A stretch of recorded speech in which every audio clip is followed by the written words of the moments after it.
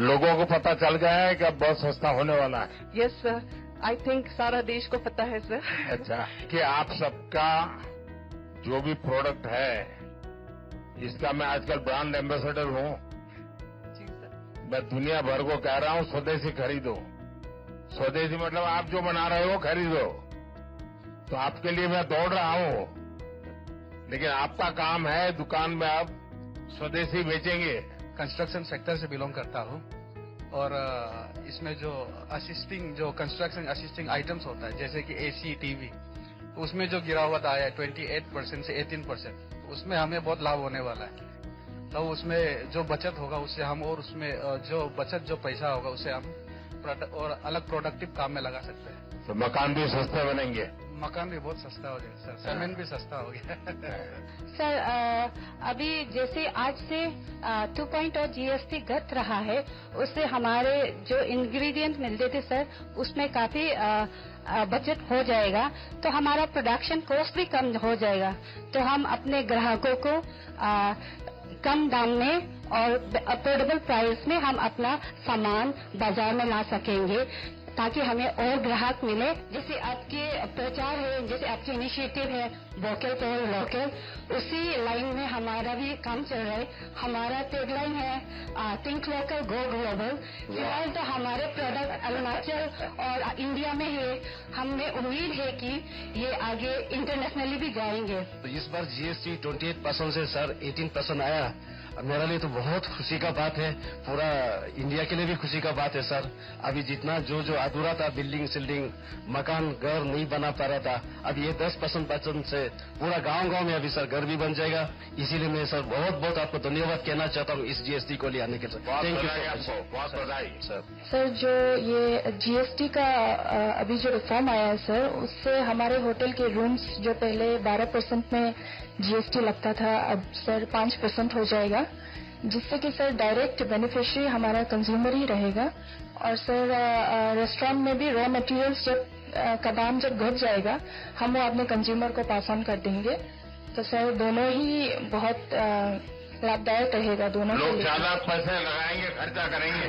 जी sir, मुझे लगता है परचेजिंग पावर भी जो कंज्यूमर है उसका बढ़ जाएगा सर, और वो एंजॉय कर सकेंगे। डोमेस्टिक टूरिज्म बढ़ेगा सर, हम बचत कर सकेंगे, सेविंग्स कर सकेंगे। आज इस जीएसटी बचत उत्सव में आप हमारा यहाँ आया, हमारे लिए बहुत गर्व का बात है। अरुणाचल से आप शुरू कर रहे हैं। मैं मछली का पालन करता हूँ और मेरा छोटा खेती है। जैसा मेरा ट्रैक्टर है, तो ट्रैक्टर का दाम भी बहुत कम हो गया अभी ना।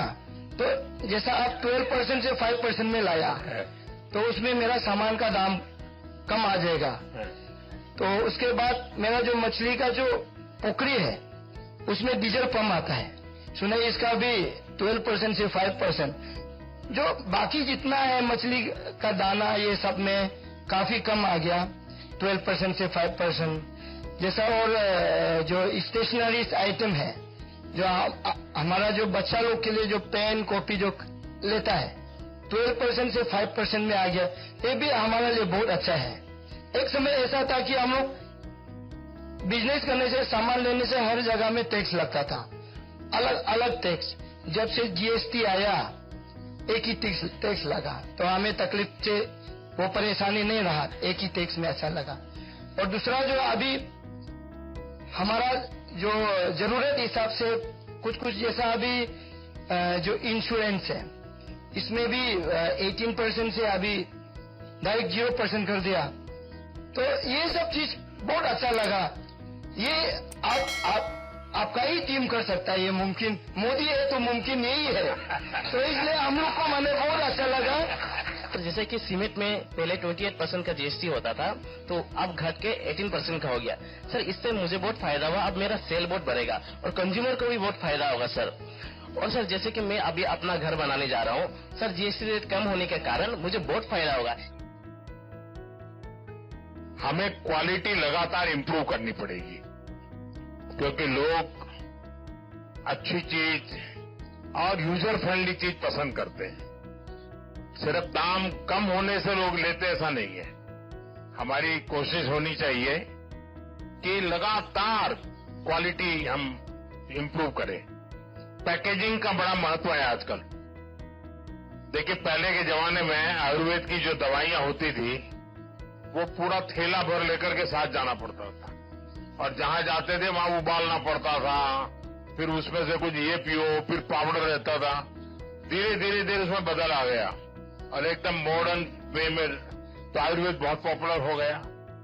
वैसे ही हम जो भी बनाए उन सब चीजों को हमारी कोशिश होनी चाहिए कि हम इसको पूरी तरह बहुत ही अच्छे पैकेजिंग का भी ध्यान करना पड़ेगा।